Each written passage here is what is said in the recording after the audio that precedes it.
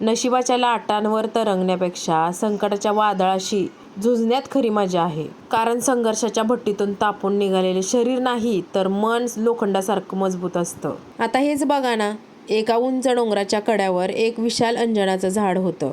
वर्षानुवर्ष ते तिथंच पाय रोवून उभं होतं. त्या डोंगराच्या पायथ्याशी एक सुंदर शांत तलाव होता आणि त्या तलावात सुंदर नाजूक कमळाची फुले होती. आणि एके दिवशी प्रचंड वादळ आलं, विजा कडाडू लागल्या आणि धो-धो पाऊस पडू लागला. तलावातल्या कमळांना वाटलं, बिचारं ते झाड वर कड्यावर वाऱ्याचा किती मार सहन करतंय, आम्ही इथे खाली किती सुरक्षित आहोत. थोड्याच वेळात वादळ थांबलं आणि वादळ थांबल्यावर कमळाने झाडाला विचारले, अरे मित्रा, तू इतका संघर्ष का करतोयस?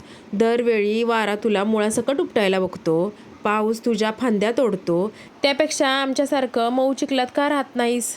झाड हसून म्हणालं, अरे मित्रा, तुला वरून फक्त माझा संघर्ष दिसतोय, पण त्या संघर्षातून मला काय मिळाले ते बघ.